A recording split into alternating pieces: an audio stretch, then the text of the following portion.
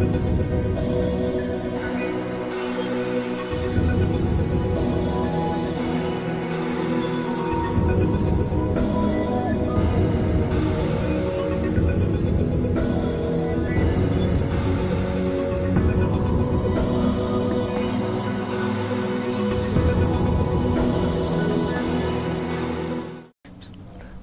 students, Assalamu alaikum. I welcome you all to the lecture number 16 of our global marketing module. And as you know, we were talking about global marketing strategies or global market participation in our last lecture number 15. हमने वहाँ पे ये start किया था. Part A हम इसका कर चुके हैं lecture number 15 में discuss. Today part B इसका discuss होगा lecture number 16 में.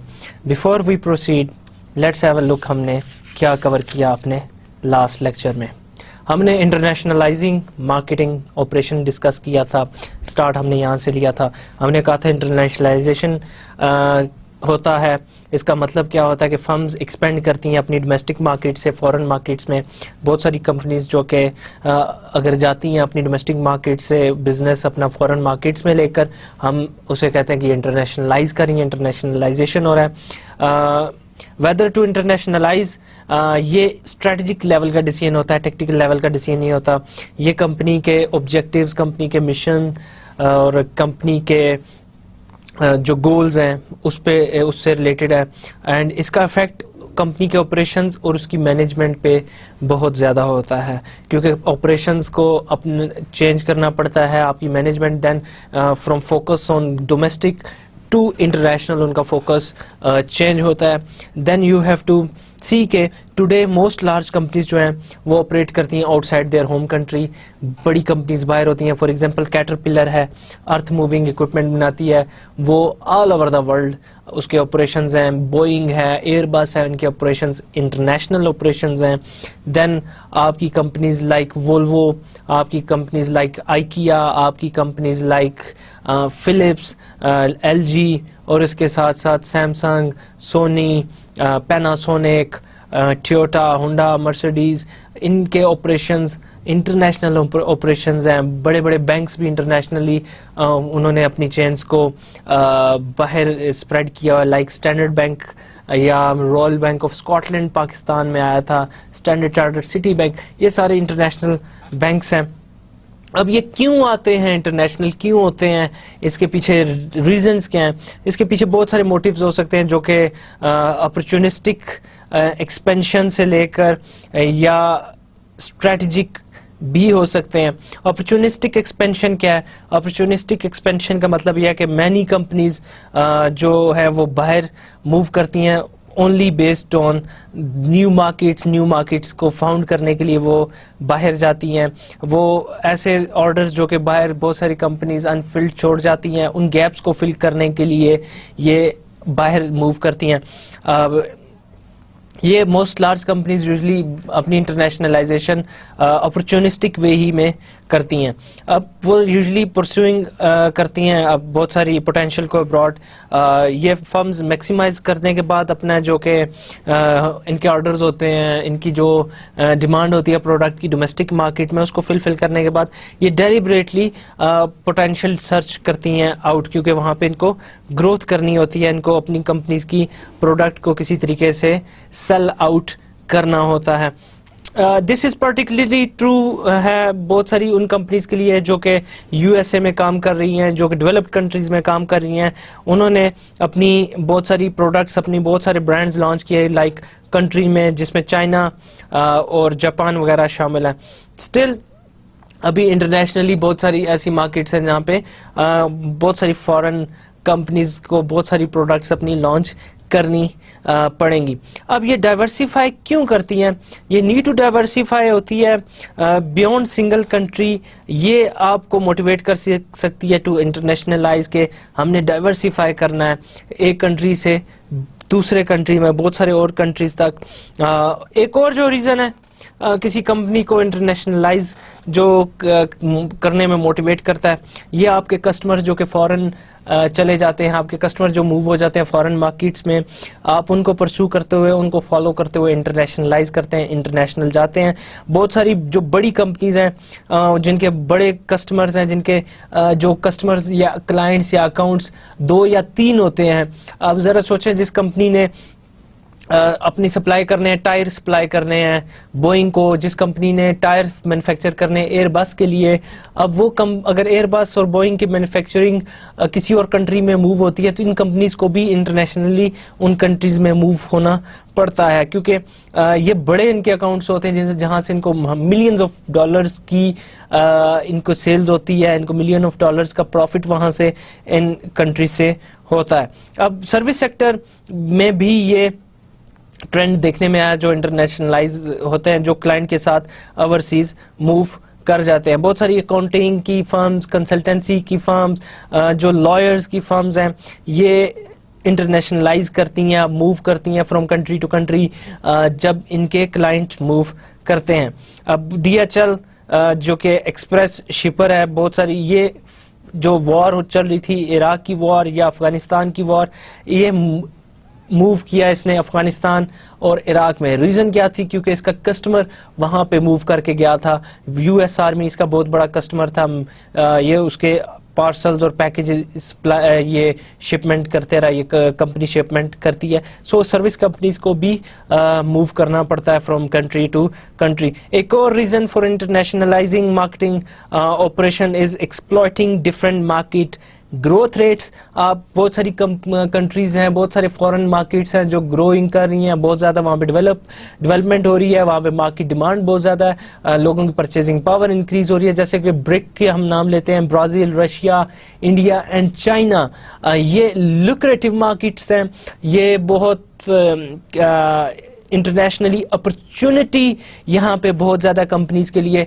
इन कंट्रीज में क्यों कंपनीज जा रही हैं? Just to exploit market growth rates जो कि इन कंट्रीज में। अब मार्केट ग्रोथ रेट्स ये जो है वाइड वेरिएशन होती है from countries to countries. Pakistan में ग्रोथ रेट अभी बहुत कम है बहुत सारी प्रोडक्ट्स के लिए। यहाँ पे गेमिंग कंसोल्स की मार्केट बहुत कम है। Gaming consoles like Xbox 360, PlayStation 3 वगैरह यहाँ पे नहीं परचेज करते लोग। PSP जो पोर्टेबल PlayStation है यहाँ पे उसकी ग्रोथ नहीं है। सिमिलरली लिकर की ग्रोथ, लाइंजरी की ग्रोथ और बहुत सारी ऐसी प्रोडक्ट्स जो कि बाहर बहुत ग्रोइंग है, यहाँ पे उनकी ग्रोथ नहीं है। तो वो कंपनीज जो कि मैन्युफैक्चर ये करती हैं प्रोडक्ट्स, वो पाकिस्तान में नहीं आएंगी क्योंकि इन प्रोडक्ट्स की पाकिस्तान में ग्रोथ बिल्कुल नहीं है। मार्केट बहुत इनसिग्निफिकेंट है। एक कंपनी जो कि लो ग्रोथ कंट्री में बेस है उसको कंपैरेटिव डिसएडवांटेज होता है and they may want to expand into faster growing countries. Reason क्या है? To take advantage of growth opportunities. अब एरिया जो यहाँ पे एशिया पैसिफिक जो कि पैसिफिक रिम का एरिया कहलाता है, जिसमें Japan, south Korea, Taiwan, China, Hong Kong, Thailand, Singapore, Malaysia और इंडोनेशिया जैसे कंट्रीज इसमें शामिल हैं। इसने रिसेंट ईयर में अबव एवरेज इकोनॉमिक ग्रोथ की है। सिंस अर्ली 1990s में इन कंट्रीज ने, एशिया पैसिफिक रिम के कंट्रीज ने बहुत अच्छी ग्रोथ की है। अब इससे क्या हुआ? इंटरनेशनल जो फर्म्स हैं उनको यहाँ पे अपॉर्चुनिटी नजर आई, उन्हें दे प्रॉम्प्ट हुई कि यहाँ पे अपॉर्चुनिटीज है, they have to move and fill the gap यहाँ पे। For example chemical industry in Asia experienced above average growth rates from 12% for China and 9% for several other Asian Pacific rim markets. इतनी ज्यादा growth यहाँ पे हुई। अभी enormous ये growth इतनी जल्दी यहाँ पे हुई। यहाँ पे नॉन जापानीज जो एशियन केमिकल मार्केट्स हैं लार्जेस्ट इन द वर्ल्ड हैं और ये सरपास करती हैं यूनाइटेड स्टेट्स को, यूरोप को, जापान को। अब ये थी मार्केट जो कि बहुत सारी कंपनीज जो कि केमिकल से रिलेटेड है उसके लिए अपॉर्चुनिटी थी। अब जब आपके लिए अपॉर्चुनिटी है तो you eventually you have to fill the gap, you have to move there. 1998 में मैनी ऑफ जो इकोनॉमीज रीबाउंड हुई हैं और रैपिडली मेकिंग अप जो लॉस्ट ग्राउंड, बहुत सारी इकोनॉमीज जो कि डिसएडवांटेजेस थी, बहुत सारी इकोनॉमीज जो कि ग्रो नहीं कर रही थी, वो भी अब ग्रोइंग करना स्टार्ट कर दें। So all over the world बहुत सारे कंट्रीज में कंपनीज के लिए एक मौका था दे for going international to fill these gaps. अब इसमें यह है कि जब एक मार्केट एक कंपनी की प्रोडक्ट के लिए मैच्योर हो जाती है, वहां पे ग्रोथ नहीं रहती, कस्टमर जितने जो बाय करना चाहते थे वो बाय कर लेते हैं प्रोडक्ट, तो कंपनी को न्यू अपॉर्चुनिटीज को फाइंड आउट करना पड़ता है, उन्हें फॉरेन मार्केट्स में एंटर करना पड़ता है जहां पे प्रोडक्ट बहुत ज्यादा अभी नहीं जानी गई, बहुत ज्यादा अवेयरनेस नहीं है उस प्रोडक्ट की, कंजम्पशन नहीं है, लोगों को नहीं पता उस प्रोडक्ट का। बहुत सारी कंपनीज ने ऐसे ही किया, जैसे Philip Morris, Coca Cola, Pepsi Cola, ये अब तो बहुत ज्यादा ये मैच्योर हो चुकी हैं, इनकी मार्केट्स, ये हर मार्केट्स में एंटर हो चुके हैं। लेकिन अभी भी रिसेंटली देखिए इन्होंने ट्रेंड जो कि डाइट कोलास का ट्रेंड आया, एक और इन्होंने सेगमेंट फाइंड किया कि वो सेगमेंट इंटरनेशनल कंज्यूमर का जो कि डाइट कॉन्शियस है, हेल्थ कॉन्शियस है, लो कैलोरी जो कि बेवरेजेस बाय करना चाहते हैं, पीना चाहते हैं, उनकी हम डिमांड्स को फुलफिल करें। तो ये इंटरनेशनल वहां पे अपनी प्रोडक्ट सेल करने के लिए। देन एक और जो कि आपका रीजन है for going global is globalising for defensive reasons, कि कोई आप पे अटैक करे तो you should attack that firm before they attack you. Sometimes companies interested नहीं होती for pursuing new growth or potential abroad, but they decide to enter international business arena for purely defensive reason. जब एक domestic company देखती है कि its market invade कर गया कोई foreign firm, तो ये कंपनी जो डोमेस्टिक है रिएक्ट कर सकती है by entering the foreign competitors home markets in return. कोई आपके घर में अटैक कर रहा है तो आप उसके घर पे अटैक करने के लिए अपनी फर्म्स की प्रोडक्ट वहां पे लॉन्च कर देते हो। अब इसका रिजल्ट क्या निकलता है? कंपनी लर्न करती है valuable information about the competitor, जो कि उसे हेल्प करती है in its operation at home, जहां पे वो कंपेटिटर उसको थ्रेट है, तंग कर रहा है। अब the company can also slow down a competitors by denying some of its earnings in its home country, जो कि अगर वो अर्न करता तो उस कंपनी के लिए उसके जो कंपनी अटैक कर रही है उसके लिए उसकी मार्केट में वो अपनी अटैकिंग रीजन के लिए अपने थ्रेट के तौर पे यूज करता। कुछ कंपनीज होती हैं जो बोर्न ग्लोबल होती हैं, जहां पे एक रीजन बोर्न ग्लोबल, ये वो कंपनीज होती हैं जो कि जब स्टार्ट ही से अपने ग्लोबल ऑपरेशन स्टार्ट कर देती हैं। जब वो अपनी कंसीव करते हैं, कंपनी को फाउंड करते हैं फाउंडर्स, वो स्टार्ट से ही ग्लोबल होती है। यूजुअली ऐसा नहीं होता, बहुत सारी कंपनीज वो पहले नेशनल लेवल पे, डोमेस्टिक लेवल पे ऑपरेशंस होते हैं उनके, वो डोमेस्टिक डिमांड क्रिएट करती हैं, डोमेस्टिकली अपनी प्रोडक्ट सेल करती हैं, देन वो क्या करती हैं कि उनकी प्रोडक्ट्स एक्सपोर्ट की जाती हैं फॉरेन मार्केट्स में। जब फॉरेन मार्केट्स में भी उनकी प्रोडक्ट्स बहुत ज़्यादा डिमांड उनकी इंक्रीज करती है, सेल्स इंक्रीज करती है, मार्केट शेयर उनका इंक्रीज करता है, देन व्हाट हैपन्स के वो अपने ऑपरेशंस फॉरेन कंट्रीज में ले जाते हैं, वहाँ पे हेड ऑफिसेज अपने बिल्ड करते हैं, वहाँ पे एस्टेब्लिश करते हैं अपने हेड ऑफिसेज और मल्टीनेशनल कंपनीज के तौर पे काम करते हैं। लेकिन बोर्न ग्लोबल कंपनीज ऐसे नहीं होती हैं, ये फर्म्स जंप करती हैं ग्लोबल मार्केट्स में without going through various stages of development. ये डायरेक्टली जंप कर जाती हैं ग्लोबल मार्केट्स में, कोई इनके दरमियान में ऐसा नहीं होता कि एक्सपोर्ट करेंगे, इस्टेब्लिश करेंगे अपना ब्रांड फॉरेन मार्केट में, देन मूव करेंगे फॉरेन मार्केट में। ये इंटरमीडियरी जो स्टेजेस हैं ये क्रॉस करके डायरेक्टली ग्लोबल मार्केट में चली जाती है, इनको हम कहते हैं बोर्न ग्लोबल फर्म। देन हमने ज्योग्राफिक मार्केट चॉइसेस की बात की कि once a company commits itself to extending its business internationally, management is confronted with the task of setting a geographic or regional emphasis. जब उसे पता चल जाता है कि हमने इंटरनेशनल जाना है, तो then next thing is कि ये नॉन जियोग्राफिक और रीजनल अपने मिशंस को अचीव करना होता है। At any one time, company में decide to emphasize the developed nations. किसी भी वक्त उनका ये हो सकता है डिसीजन कि हम यूरोप में, जापान में, नॉर्थ अमेरिका में अपनी प्रोडक्ट्स या अपनी ब्रांड्स को लॉन्च करें। अल्टरनेटिवली या ये प्रेफर ये भी कर सकते हैं कि हम लेस डेवलप्ड कंट्रीज में, जैसे कि लैटिन अमेरिका है, अफ्रीका के कंट्रीज हैं, या एशिया के कुछ कंट्रीज हैं, या फॉर्मर रशिया के जो नेबरहुड में कंट्रीज हैं, वहाँ पे अपनी प्रोडक्ट्स लॉन्च करें।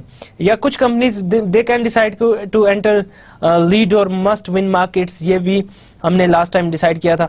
अब developed countries are more lucrative places, more lucrative markets for firms like जो कि बड़ी मल्टीनेशनल्स हैं। क्यों डेवलप्ड कंट्रीज lucrative है? बिकॉज वहाँ पे GNP ज़्यादा है, पर कैपिटा इनकम ज़्यादा है, लोगों की परचेजिंग पावर पैरिटी बहुत अच्छी है, लोगों की परचेजिंग पावर बहुत अच्छी है, लोग महंगी प्रोडक्ट्स भी बाय कर सकते हैं। इसलिए कंपनीज जैसे कि यूनाइटेड स्टेट्स है, कनाडा है, यूनाइटेड किंगडम है, जर्मनी है, फ्रांस है, नीदरलैंड है, नॉर्वे है, स्वीडन है, स्विट्जरलैंड है, जापान है, ऑस्ट्रेलिया है, ये बहुत इंपॉर्टेंट मार्केट हैं फॉर इंटरनेशनल फर्म्स यहाँ पे।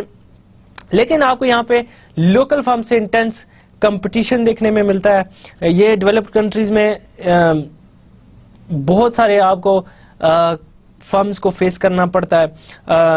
अब यहाँ का क्यों बहुत सारे कंपेटिटर्स यहाँ पे होते हैं? बिकॉज यहाँ पे कंपेटिटर्स के लिए अर्निंग्स बहुत ज़्यादा है। दूसरा, वो प्रोटेक्टेबल इन्वायरमेंट है, यहाँ पे क्लाइमेट बहुत फेवरेबल है कंपनीज के लिए। यहाँ की इकोनॉमिक कंडीशन, यहाँ की सोशल कंडीशन, यहाँ की कल्चरल कंडीशन, यहाँ की टेक्नोलॉजिकल कंडीशन, नेचुरल कंडीशन, यहाँ पॉलिटिकल लीगल कंडीशन, ये डेवलप्ड कंट्रीज की यूजली बहुत अच्छी होती है for firm.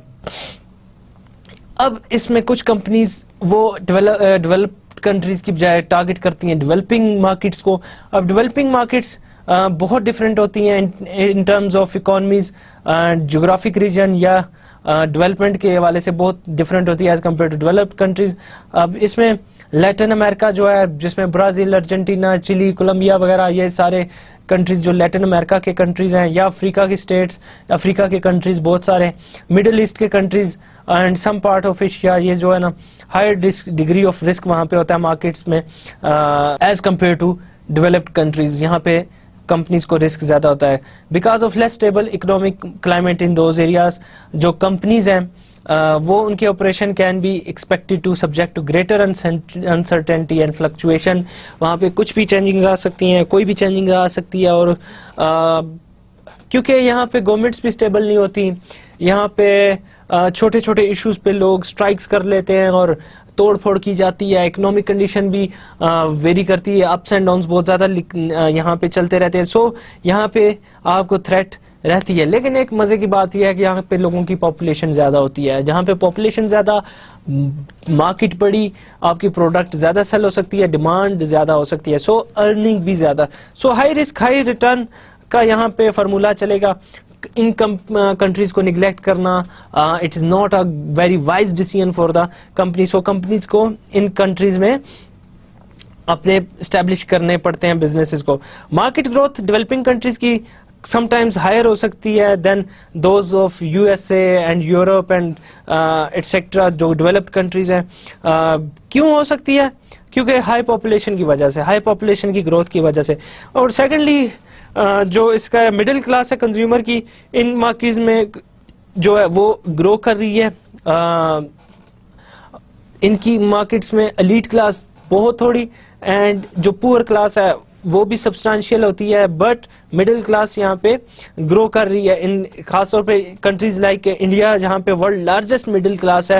And so result क्या निकलता है? कंपनीज को बैलेंस करना है अपॉर्चुनिटीज को with the future growth in developing nations में with existence of higher risk. Higher risk है लेकिन आपको वहाँ पे एंटर करना है, अपने आप को वहाँ पे सेल करनी है अपनी प्रोडक्ट्स। देन हमने डिस्कशन की एक्सपेंशन इनटू ईस्टर्न यूरोप या रशिया की।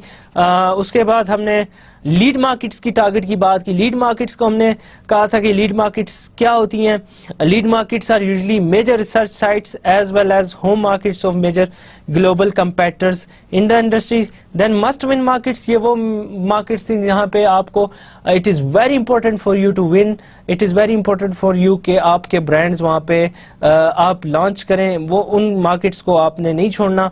ग्लोबल मार्केटियर्स की नज़र में बहुत सारे कंट्रीज होते हैं देन ग्लोबल मार्केट को समटाइम पता चलता है कि those all countries are not equal in importance. कुछ कंट्रीज बहुत इंपॉर्टेंट है, कुछ कंट्रीज लेस इंपॉर्टेंट है। मार्केट्स जो कि डिफाइन की जाती हैं as crucial to global market leadership के, यहाँ पे हमने अपनी लीडरशिप कायम करनी है, यहाँ पे हमने प्रोडक्ट्स अपनी डिमांड इंक्रीज करनी है। And markets that can determine the global winners among all competitors, और ये मार्केट्स जो कि इन मार्केट्स में जो सेलर अच्छे होंगे, ग्लोबली लीडर होंगे, ग्लोबल कंपेटिटर्स होंगे, ये मार्केट्स आप निग्लेक्ट नहीं कर सकते। ये मार्केट्स आप you have to be there अगर आपके पास रिसोर्सेज हैं। इन मार्केट्स को हम मस्ट विन मार्केट्स कहते हैं, जैसे कि चाइना है, यूएसए है, ये कंट्रीज, इंडिया हो गया, टुडे नाउ रशिया भी है, ब्राजील भी है। ये कंट्रीज आपके मस्ट विन कंट्रीज है। यहाँ पे आपको अपनी प्रोडक्ट्स की डिमांड मस्ट एस्टेब्लिश करनी है, आपको वहां पे अपनी लीडरशिप पोजीशन को एस्टेब्लिश करना बहुत जरूरी है। नेक्स्ट हमने जो आज पढ़ना है कि it is about country selection and rest of the topics. Country selection, यहाँ पे एक बहुत बड़ा क्वेश्चन जो मार्केटर्स को प्रॉब्लम पोज करता है is which particular country markets should a firm enter. कौन सी मार्केट्स में कंपनीज को अपने प्रोडक्ट्स लॉन्च करने चाहिए, अपने ऑफिस को डेवलप, अपने ऑफिस को इस्टेब्लिश करना चाहिए। अब आपने लास्ट सेक्शन में ये डिटरमिन किया था कि किस टाइप की फॉरेन मार्केट्स में हमने एंटर होना है, कौन सी फॉरेन मार्केट्स हमारे लिए बहुत लुक्रेटिव हैं या इम्पोर्टेंट है टू परस्यू। अब हमने ये चूज करना है कि कौन से कंट्री में हमें एंटर होना चाहिए, विच कंट्री टू परस्यू, ये आपने डिसाइड करना है। 200 से ज्यादा ऑलमोस्ट यहाँ पे दुनिया में कंट्री एग्जिस्ट करते हैं और हर कंट्री में उसके अपने एंट्री के रिस्क हैं और अपने उसके एडवांटेजेस हैं। अब बहुत कम कंपनीज हैं जो कि इन ऑल कंट्रीज में compete करती हैं। मेरे नॉलेज में एक ही कंपनी है जो कि दुनिया में हर जगह जिसकी प्रोडक्ट सेल हो रही हैं, वो कोको कोला है। ऑलमोस्ट एवरी कंट्री में इसकी प्रोडक्ट सेल हो रही है, लेकिन हर कंट्री में बाकी ब्रांड्स सेल नहीं होती है। अब एक कंट्री जो ऐड करती है कंपनी अपने पोर्टफोलियो में, उस पे बहुत सारे उसके रिसोर्सेज खर्च होते हैं, वहाँ पे आपको मोर फाइनेंशियल इन्वेस्टमेंट करनी पड़ती है, टाइम लगता है मैनेजमेंट का, और वहाँ पे एफर्ट्स लगती हैं मैनेजमेंट की। सो it is not very easy for you कि आप एक कंट्री को आप ऐड कर रहे हैं अपने पोर्टफोलियो में, किसी एक कंट्री को भी। बहुत सारे रिसोर्सेज इस पे रिक्वायर्ड होते हैं, बहुत वर्क करना पड़ता है।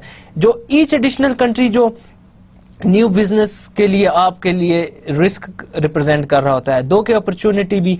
So it takes time to build up business in a country where the firm has not previously been represented and profits may not be realised until much later on. So आप अगर उस country में जा रहे हैं जहाँ पे आपकी अवेयरनेस नहीं है, लोग आपको जानते नहीं है, आपके ब्रांड की रेपुटेशन नहीं है, आपके ब्रांड का इमेज नहीं है, आपके ब्रांड्स की नो हाउ नहीं है लोगों को, तो वहाँ पे आपको टाइम काफ़ी स्पेंड करना पड़ता है, वहाँ पे आपको काफ़ी इन्वेस्टमेंट करनी पड़ती है। So it is not an easy task to develop और move into a new country. Consequently, result क्या निकलता है? Companies need to perform a careful analysis before they decide to move ahead. उनको बहुत कैलकुलेशंस करनी पड़ती हैं, उनको प्रोज एंड कॉन्स के बारे में देखना पड़ता है, उन्हें कॉस्ट बेनिफिट एनालिसिस करना पड़ता है कि अगर हम किसी कंट्री में, न्यू कंट्री में जाएंगे, वहाँ पे कितनी हमारी कॉस्ट लगेगी और उसका बेनिफिट क्या होगा। So they have to make decision based on several variables by taking into account different things कि क्या हम किसी कंट्री में जाएंगे तो बेनिफिट क्या है, वहाँ पे एडवांटेजेस क्या हैं, और secondly they have to look at the limitations like हमें रिस्क क्या है, politically, technologically, socially, culturally, economically, demographically क्या रिस्क हमें इन्वॉल्व है। सो कंपनीज को स्क्रीनिंग प्रोसेस एक यूज करना पड़ता है। अब ये क्यों स्क्रीनिंग प्रोसेस क्या क्यों यूज करना पड़ता है? असेसमेंट जो के करते हैं आप कंट्रीज की या मार्केट्स की, ये यूजली बिगन हम करते हैं, हम स्टार्ट करते हैं by gathering relevant information on each country. अब हर कंट्रीज के लिए आप डेटा कलेक्ट करते हैं एंड आप स्क्रीन आउट करते हैं लेस डिजायरेबल कंट्रीज। आप कंपेयर करते हैं कंट्रीज को आपस में, मार्केट्स को आपस में कंपेयर करते हैं, देन आप उसमें से कोई एक मार्केट या दो मार्केट्स या कुछ एक कंट्रीज या मार्केट्स को सिलेक्ट करते हैं। अब इसमें आप सीरीज ऑफ फिल्टर्स यूज करते हैं, बहुत सारे फिल्टर्स आप यूज करते हैं स्क्रीनिंग प्रोसेस में, जो किसी कंट्री को या किसी मार्केट को आप सिलेक्ट करते हुए यूज करते हैं। फॉर एग्जांपल आप मैक्रो लेवल पे आप सिलेक्ट करते हो, इकोनॉमिक स्टैटिस्टिक्स उसकी देखते हो, आप पॉलिटिकल एनवायरनमेंट उसका देखोगे, आप सोशल स्ट्रक्चर देखते हो, आप ज्योग्राफिकली फीचर्स उसके देखते हो।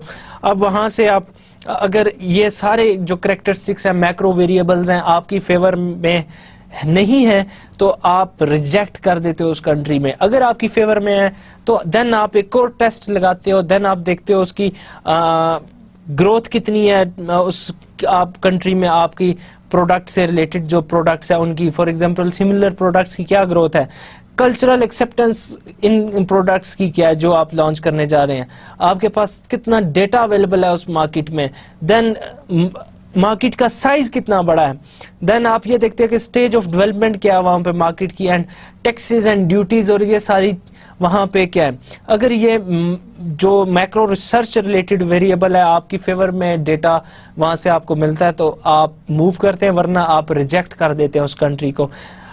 देन आप माइक्रो लेवल रिसर्च फैक्टर्स आप देखते हैं, like existing and potential competition कितने कंपेटिटर्स हैं हमारे उस मार्केट में, कितना इजी है हमारे लिए उस मार्केट में एंटर होना, उस कंट्री में एंटर होना। अब वहां पे जो इन्फॉर्मेशन हमें मिल रही है वो कितनी रिलायबल है। अब सेल्स प्रोजेक्शंस आप करते हैं कि कितनी सेल्स हमारी first year, second year, third year होगी। देन कॉस्ट ऑफ एंट्री आप देखते हैं कि हाउ मच कॉस्ट हमें इनकर करनी पड़ेगी to enter that market. Then probable product acceptance आप देखते हैं कि हमारी प्रोडक्ट की एक्सेप्टेंस कितनी होगी, क्या उसके एक्सेप्टेंस रेट है। देन प्रॉफिट पोटेंशियल आप देखते हैं कि कितना हम प्रॉफिट अर्न कर सकते हैं, एटसेट्रा। अगर ये सारे वेरिएबल्स आपकी फेवर में नहीं है, ये इनका आउटकम नेगेटिव है, तो आप उस कंट्री को रिजेक्ट कर देते हैं, रिजेक्टेड कंट्रीज की लिस्ट में आ जाते हैं। नेक्स्ट जो फिल्टर होता है आपका चौथे नंबर पे, आप टारगेट मार्केट से रिलेटेड वो फिल्टर होता है। आप देखते हो कि कॉर्पोरेट फैक्टर्स इन्फ्लुएंसिंग इम्प्लीमेंटेशन, जो हमारे प्रोग्राम्स हैं उसमें क्या है, हमारे अपने मिशंस गोल्स जो हम टारगेट मार्केट को अचीव करना चाहते हैं, क्या हमारे गोल्स, मिशन और ऑब्जेक्टिव्स हमें हेल्प कर रहे हैं, हमारी डायरेक्शन, हमें उस क्या हमारी direction is in the right direction, क्या हमारी movement is in the right direction और नॉट। अगर है तो देन कंट्री आपकी प्रायोरिटी लिस्ट में आ जाता है, आप उसको कंट्री को सिलेक्ट कर लेते हैं। सो बहुत ज्यादा आपके पास अपॉर्चुनिटीज होती हैं, आपको ब्रेक डाउन करना पड़ता है अपने इस प्रोसेस को into number of stages. Although a firm doesn't want to miss a potential opportunity, but it cannot conduct extensive marketing research studies in every country of the world. ये possible नहीं है कि आप हर country में जाके marketing research आप करें, but it is also important कि आप कोई बहुत बड़ा ब्लंडर ना करें, बहुत बड़ी कोई मिस्टेक ना करें, किसी एक उस कंट्री में एंटर हो जाएं जो कि प्रॉब्लमेटिक हो। So the screening process is used to identify good prospects. ये सिर्फ इसलिए होता है कि आप वो अपॉर्चुनिटीज, वो कंट्रीज देखें जो कि गुड आपके प्रोस्पेक्ट्स हों, गुड जिनमें पोटेंशियल हो। यूजुअली स्क्रीनिंग में आप दो टाइप ऑफ एरर्स कर देते हैं। Number one is ignoring countries that offer good potential for the companies product. Sometimes during this process आपका ये हो जाता है कि आप उन कंट्रीज को इग्नोर कर देते हैं जो कि बहुत अच्छा पोटेंशियल होता है आपके प्रोडक्ट्स के लिए, बहुत बड़ी अपॉर्चुनिटीज होती हैं, एरर हो जाता है आपसे। देन एक दूसरा एरर जो आप कर सकते हैं, spending too much time investigating countries that are poor prospect. आप ज्यादा टाइम उन कंट्रीज पे लगा सकते हैं या लगा देते हैं जो कि इतने इंपॉर्टेंट नहीं होते, जहां पे हमारी सेल्स नहीं हो सकती, जो कि मार्केट इतनी ग्रोथ नहीं करने वाली, जो कि वीक मार्केट है, इतनी अपॉर्चुनिटीज वहां पे नहीं है। सो ये आपके दो मिस्टेक्स आप या एरर्स कर सकते हैं। अब firms should be able to focus quickly on a few of the most promising market opportunities by using published secondary sources available online or in most business libraries. हमने लास्ट चैप्टर्स में marketing research की, जब हमने global marketing research की बात की थी वहाँ पे हमने सेकेंडरी डेटा की बात की थी. अब फर्म्स को ये होना चाहिए, उसमें ये कैपेबिलिटीज़ होनी चाहिए कि वो सेकेंडरी डेटा को यूज़ करते हुए फाइंड आउट कर सकें कि कौन सी मार्केट्स लुक्रेटिव हैं, कौन सी मार्केट्स हमारी अच्छी मार्केट्स हैं जहाँ पे हम प्रोस्पेक्ट कंट्रीज हमारे बन सकते हैं. हमने फर्स्ट स्टेज ऑफ सिलेक्शन जो प्रोसेस है that is studying macro variables हमने डिस्कस किए हैं, like technological variables, economic variable, demographic variable, natural variables, socio cultural variable, political variable, legal variable. सबसे पहले तो आपने ये सिलेक्शन करते हुए आपने स्टडी करने, आपने डिस्क्रिमिनेट करना है बिटवीन कंट्रीज जो कि बेस्ट अपॉर्चुनिटीज प्रोवाइड करते हैं एंड दोज दैट इधर ऑफर लिटिल और नो अपॉर्चुनिटी, और या जिसमें बहुत ज़्यादा रिस्क होता है. आप उनमें डिफ्रेंशिएट करेंगे, डिस्क्रिमिनेट करेंगे. और देन आपको नेक्स्ट स्टेज पे फोकस करना है टोटल मार्केट साइज पे, प्रॉफिटेबिलिटी पे.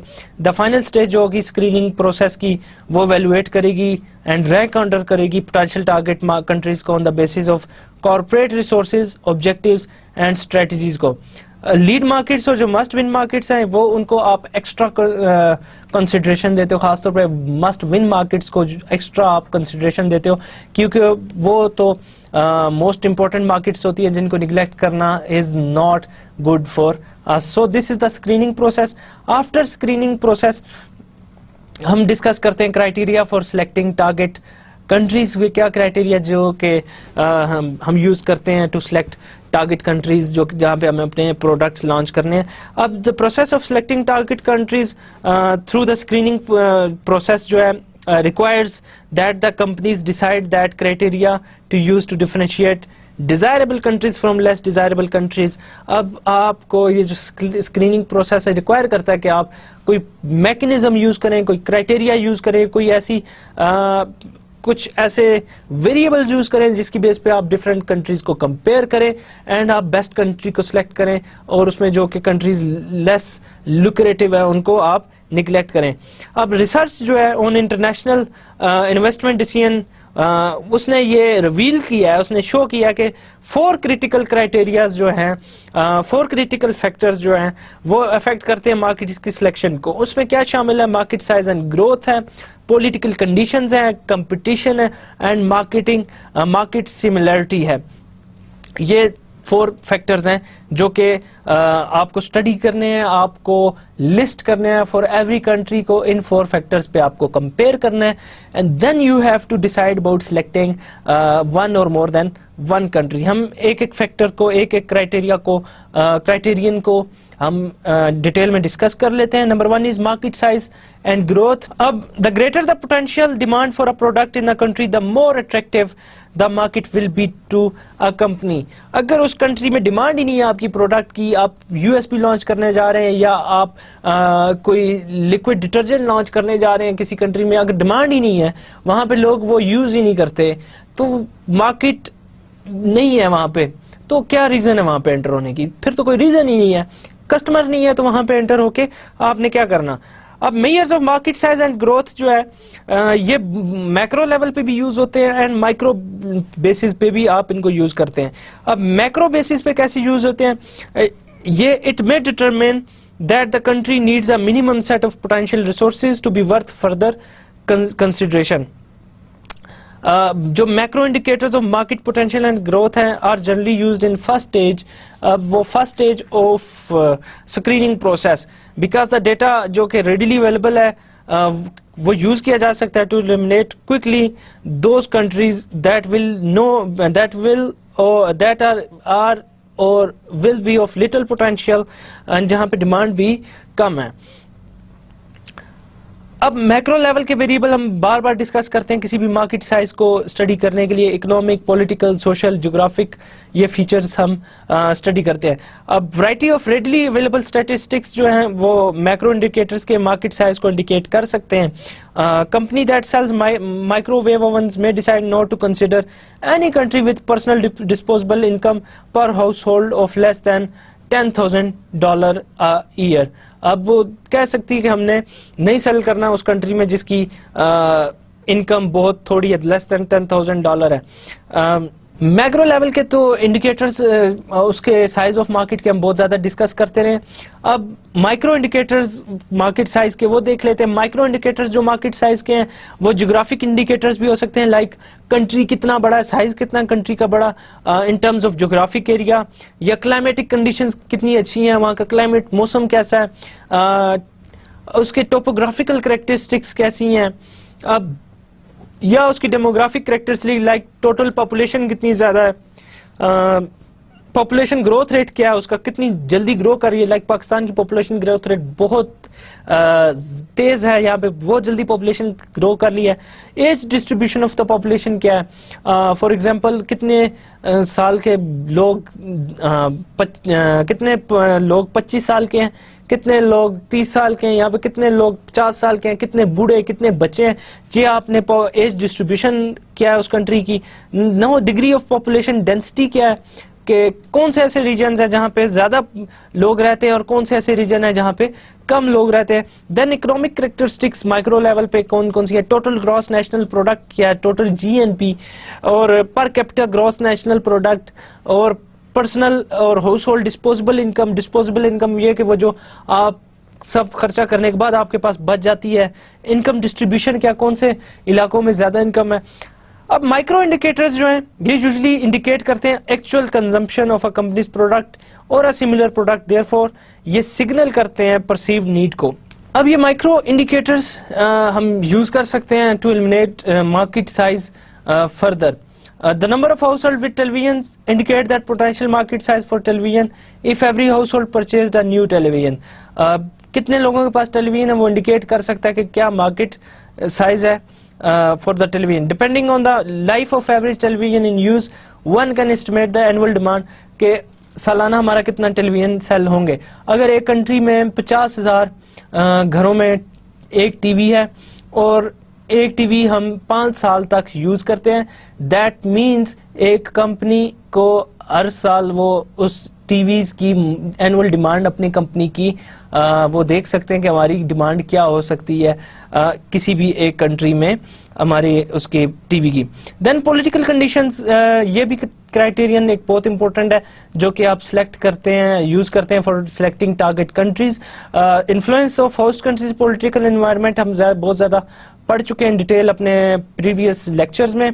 ऑल्दो पॉलिटिकल रिस्क जो है ये टेंड टू बी सब्जेक्टिव, बहुत ज्यादा सब्जेक्टिव होता है, क्वांटिटेटिव इतना नहीं होता। आप क्वांटिटेटिवली न्यूमेरिक्स की बेस पे, नंबर्स की बेस पे कैलकुलेट नहीं कर सकते। ये मार्केट साइज का इंडिकेटर ऐसे नहीं है, लेकिन इट इज इक्वली इम्पोर्टेंट, ये बहुत इंपॉर्टेंट है कि आप उस कंट्री के स्टडी करें, उसके पॉलिटिकल सिस्टम को स्टडी करें। अब कोई भी कंपनी वो पॉलिटिकल रिस्क से हर्ट हो सकती है, अब जो कि रिजल्ट हो सकता है into anything from limitations on the number of foreign company officials and on amount of profits paid to parent company, और साथ ही to refusal to issue a business license। आपको लिमिट कर सकते हैं कि कितने फॉरेन आप यहाँ पे वर्कर्स रख सकते हैं। देन आपको ये लिमिट कर सकते हैं कि कितना प्रॉफिट आप बाहर लेकर जा सकते हैं हम इस कंट्री से। देन ये आपको लाइसेंसेस वगैरह इशू करते हुए आपके साथ ये ट्रबल क्रिएट कर सकते हैं, किसी भी पॉलिटिकल सिस्टम आपको प्रॉब्लम क्रिएट कर सकता है।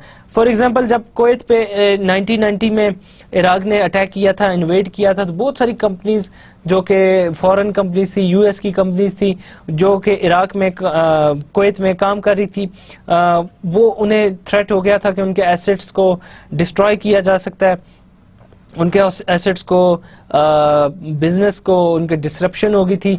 सो ये एक बहुत प्रॉब्लम हो गया था in Iraq, in Kuwait with foreign companies due to that event. अब पॉलिटिकल कंट्री की सिचुएशन ग्रेटली वेरी करती है from country to country.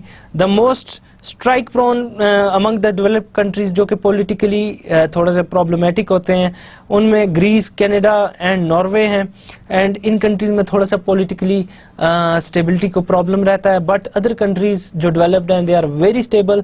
Competition की सूरत हाल भी एक ऐसा क्राइटेरियन है जो कि सिलेक्शन ऑफ टारगेट कंट्रीज में बहुत इंपॉर्टेंट है टू सी। अब नंबर या size and the quality of competition किसी भी पर्टिकुलर कंट्री में वो अफेक्ट करती है किसी भी फर्म की एबिलिटी को to compete profitably. In general, it is seen that more difficult है to determine the competitive structure of foreign countries than to determine the market size or political risk. अब competitive structure किसी भी developed countries का study करना is relatively difficult as compared to other factors जो कि easy हैं. अब क्योंकि because of this difficulty, because of this problem of obtaining information, comparative analysis is usually done in last stage of screening process when a small number of countries are being considered.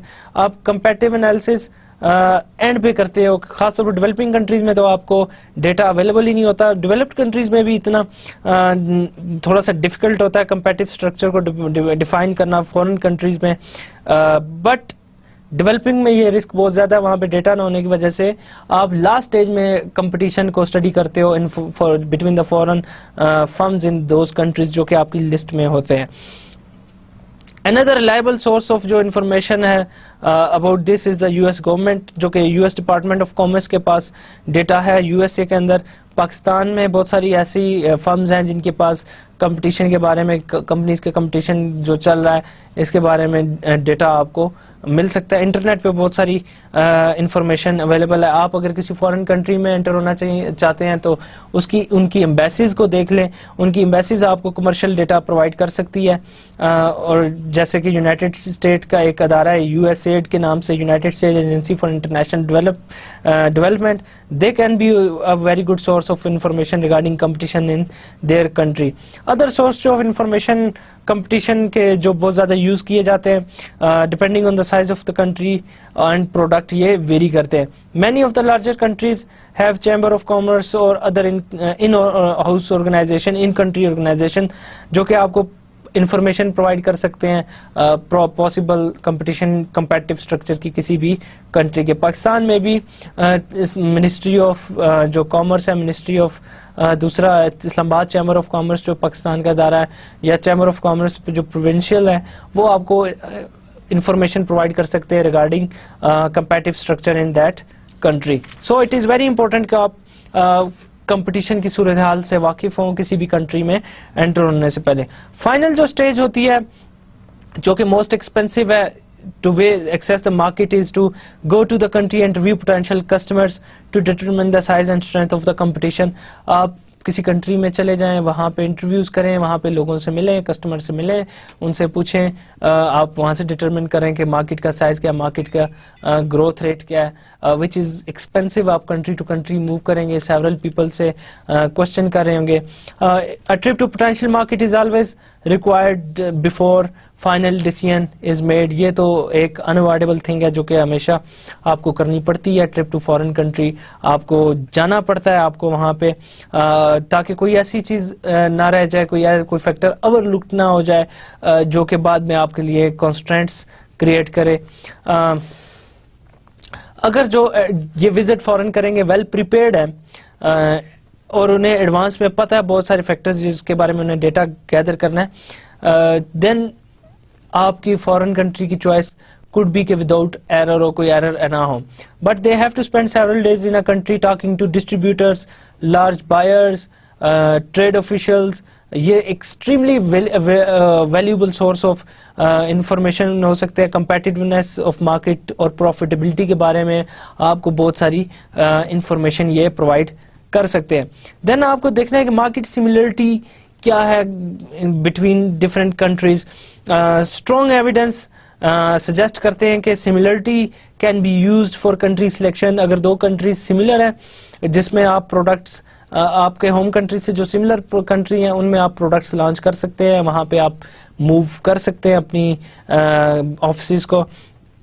एक study हुई 954 product introductions की, 57 US firms ने ये significantly correlation found किया कि between market selection and market similarity, कि आप वही मार्केट को सिलेक्ट करते हो जिससे आप जो सिमिलर होती है आपकी एग्जिस्टिंग मार्केट से।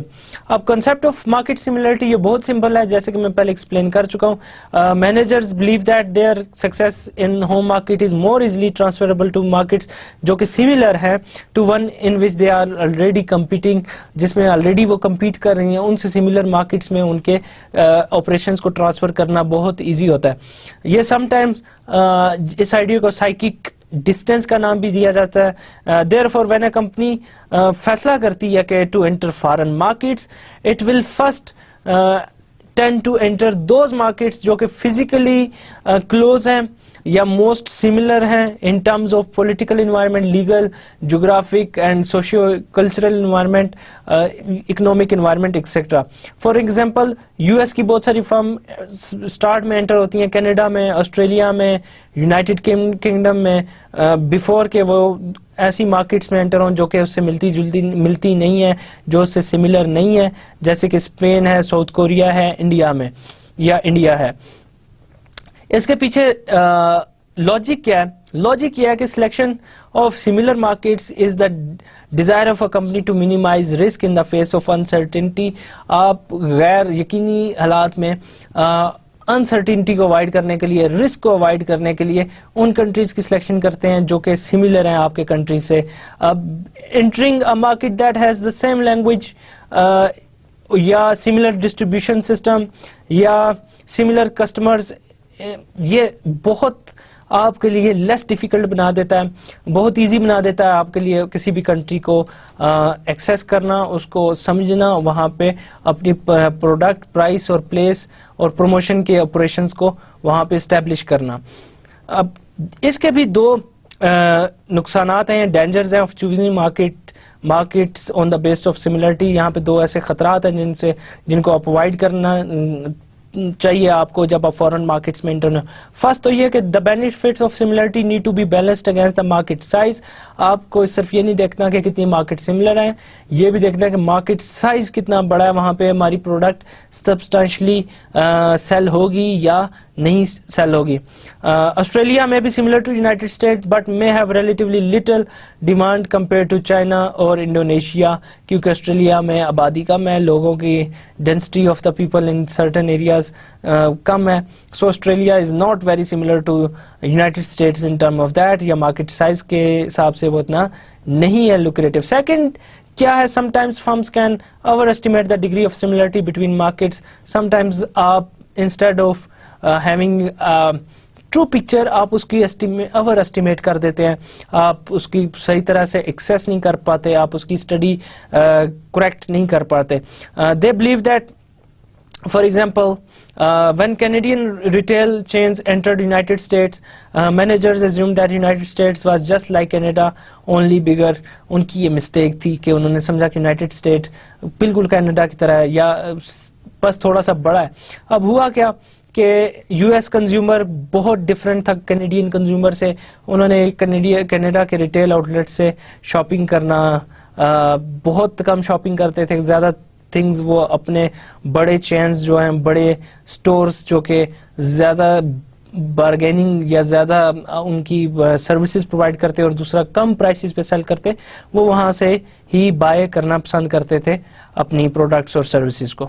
अब जब आप स्क्रीन कर रहे हैं कंट्रीज़ को, वो कुछ कंट्रीज़ को सिलेक्ट करें, कुछ कंट्रीज़ को एलिमिनेट करें, वहाँ पे एक इम्पोर्टेंट थिंग है, that is listing selection criteria.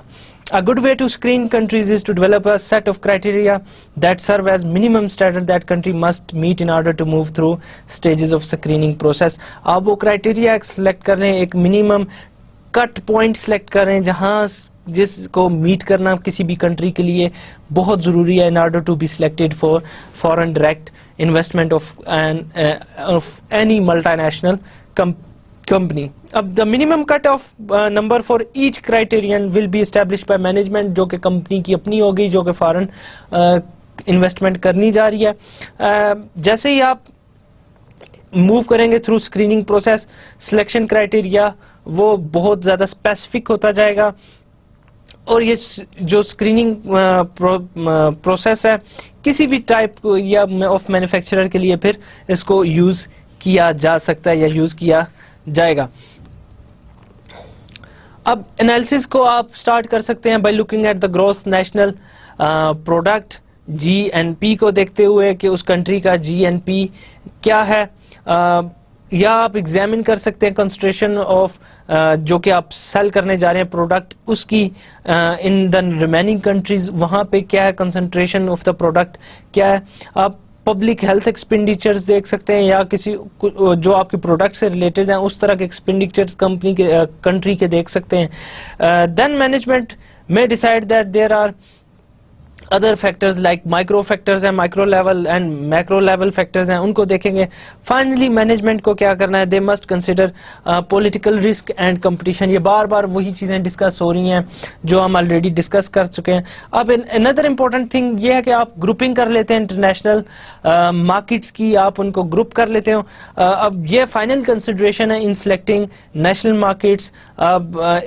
वो फाइनल क्या है, it is the option of entering a group of countries in a single geographic region instead of entering one country. आप ग्रुप ऑफ कंट्रीज में enter होते हैं, more than one country में enter होते हैं। अब ये कैसे होता है, समटाइम्स ये डेवलप्ड कंट्रीज होते हैं लाइक वेस्टर्न यूरोप हो गया, और लेस डेवलप्ड कंट्रीज होते हैं लाइक साउथ अमेरिका हो गया या मिडिल ईस्ट हो गया, लेकिन अब रीजन में एंटर होते हैं instead of entering a single country. अब ये समटाइम नेसेसरी होता है कि आप ग्रुप करें कंट्रीज को together so that they may be considered as a single market or a single group of similar markets. आप करते हैं, बहुत सारे कंट्रीज सिमिलर होते हैं in terms of several variables. अब टू प्रिंसिपल्स जो हैं, दो असूल्स जो कि हम यूज करते हैं, ये हैं जो कि ऑफन ड्राइव करते हैं the need for larger market groupings are the critical mass and economies of scale. अब क्रिटिकल मास क्या है, क्रिटिकल मास सेज दैट कि इन ये फिजिक्स में यूजुअली टर्म यूज होती है एंड मिलिट्री स्ट्रेटजी में यूज होती है। अब आइडिया इसके पीछे ये है कि certain minimum amount of effort is necessary before an impact will be achieved. आपको कुछ करना पड़ता है, कुछ थोड़ा बहुत वर्किंग करनी पड़ती है, उसके बाद कुछ आपको अचीव होता है, यानी कि certain amount of work is necessary in order to have some result। And economies of scale का कंसेप्ट बहुत फेमस ये है बिजनेस में और मैनेजमेंट में। ये स्टेट ये करता है कि जितनी आपकी प्रोडक्शन बड़ी होगी, ज्यादा होगी, वहां पे आपकी लोअर होगी कॉस्ट। आप जितनी प्रोडक्शन ज्यादा करेंगे आपकी कॉस्ट कम होती जाएगी, पर यूनिट कॉस्ट आपकी कम होगी। जब पर यूनिट कॉस्ट कम होगी, आपको एक यूनिट जो है सस्ता पड़ेगा, तो वहां पे आपकी प्रॉफिटेबिलिटी भी बढ़ेगी। The cost of marketing products within a group of countries are lower than cost of marketing products to the same number of disparate countries for 4 reasons। अब एक कंट्री में या एक कंट्री में मार्केट करना प्रोडक्ट, वो थोड़ा सा आपको हर चीज पे वर्क करना पड़ता है, प्रोडक्ट पे काम करना पड़ता है, प्राइस पे काम करना पड़ता है, उसकी डिस्ट्रीब्यूशन पे काम करना पड़ता है, देन उसकी एडवर्टाइजमेंट एंड प्रमोशन पे काम करना पड़ता है। लेकिन जब आप ग्रुप कर लेते हैं तो ग्रुप पे ही आपको सबको सिमिलर काम करना पड़ता है, और वहां पे आपकी जो इन्वेस्टमेंट है वो सेव होती है, कॉस्ट कम होती है। इसके पीछे रीजंस क्या है, क्यों कॉस्ट कम होती है? फर्स्ट तो ये कि potential volume to be sold in group of countries is sufficient to support full marketing effort. Group of countries में जो कि आप प्रोडक्ट सेल कर रहे होगे वो कुली बहुत ज्यादा होगी, और उसके लिए जो मार्केटिंग एफर्ट्स होंगी वो कम होंगी। देन द सेकंड जो वो reason is the geographical proximity makes it easy to travel from one country to another. ये ग्रुप ऑफ कंट्रीज होगा तो ये करीब करीब होंगे, सिमिलर कंट्रीज हैं, एक ही ज्योग्राफिक रीजन होंगे, तो मैनेजर्स के लिए from one place to another travel करना इजी होता है। थर्ड रीजन जो है वो इज दैट कि barrier to entry are often the same in countries within economic group. अब barriers to entry in countries में टैरिफ्स, कोटाज और इस तरह की बाकी बैरियर्स सेम होती हैं within the group. Like European Union में तमाम कंट्रीज में बैरियर्स टू एंट्रीज जो यूरोपियन यूनियन का पार्ट है सेम है। और finally the fourth reason is in pursuing countries with similar markets a company gains leverage with marketing programs. अब उसके मार्केटिंग प्रोग्राम्स को लिवरेज होता है क्योंकि आप मार्केटिंग प्रोग्राम्स बहुत रिलेटेड होते हैं। समटाइम्स एक ही एडवर्टीजमेंट इन तमाम कंट्रीज में आप रन कर सकते हैं, प्ले कर सकते हैं। प्रोडक्ट साइज, प्रोडक्ट की पैकेजिंग वो सिमिलर हो सकती है। So there are several reasons जिसकी बेस पे आप ग्रुपिंग कर सकते हैं इंटरनेशनल मार्केट की। But there are some debates over long term role of market groups, कुछ इस पे डिस्कशन है, कुछ डिसएग्रीमेंट है. For example European Union has become a strong group with single currency, but many economic group में become subordinate to the role of WTO, World Trade Organization के rules के under उन्हें काम करना पड़ेगा. WTO ने डिटेक्ट करती है.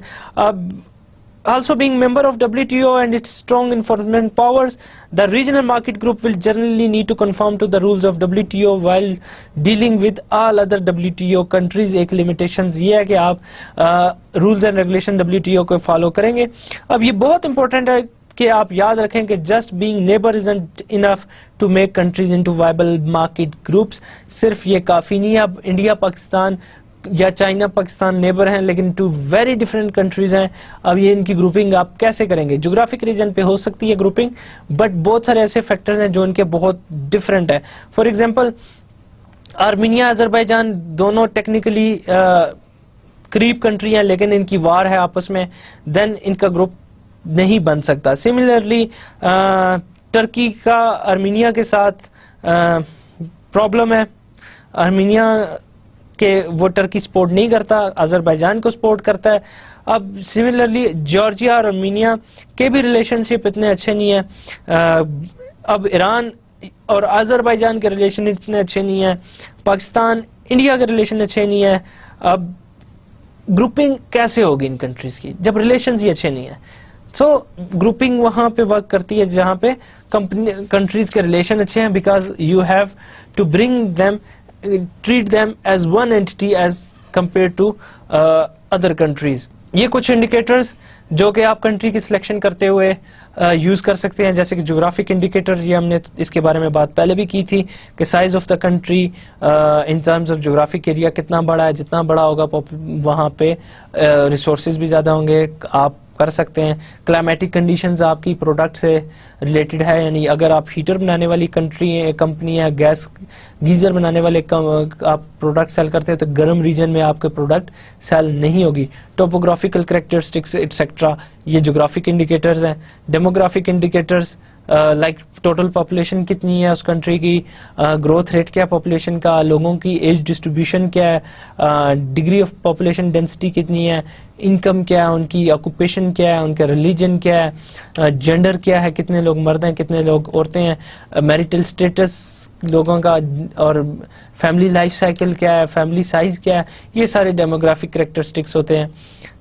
Economic characteristics include total gross national product GNP, per capita income या इनकम ग्रोथ रेट, पर्सनल और house hold disposable income, income distribution, ये सारे इकोनॉमिक कैरेक्टरिस्टिक्स हैं. And other criteria, political condition उस कंट्री की, उस कंपटीशन, मार्केट सिमिलरिटी, ये हम डिस्कस ऑलरेडी कर चुके हैं detail. Now let's talk about selecting a global marketing strategy. जब एक फर्म ने डिसाइड कर लिया होता है कि उसने इंटरनेशनलाइज करना है और सिलेक्ट कर लेती है कुछ मार्केट्स को जहां पे उसकी विश होती है एंटर करना है, देन उसको डिटरमिन करना है कि हाउ इट विल डायरेक्ट इस marketing function across various geographic location. कैसे वो marketing function product development, pricing, placement of the product and उसकी प्रमोशन वगैरह करेगी इन डिफरेंट लोकेशंस पे. अब ये डिसीजन जो होता है, it must focus both on customers it serves and on competition it faces. दोनों ये आपको कस्टमर और कंपटीशन अंडर कंसिडरेशन लेने होंगे, इनको फोकस करना होगा. एक फर्म जो है it may choose to take hands off approach to its foreign nations. On the other hand, it might wish to pursue global integration or even standardization. Integration में क्या होता है? It is coordination of various country strategies and subordination of these separate strategies to one global framework. आप उनको एक जगह पे लेकर आते हो, सबकी strategies को एक जगह बनाते हो. Standardization refers specifically to similarity that some companies want to achieve across many markets with respect to their marketing strategies and marketing mix. Standardization का मतलब ये हुआ कि आप marketing mix और marketing strategies all countries में same होंगी. अब hands off approach to this is कि you will make customized marketing mix for every country. Then there are several strategies जो कि हम डिस्कस करेंगे, like multi domestic marketing strategy. अब many international जो फर्म्स हैं, they operate as multi domestic firms with their business organized around country markets.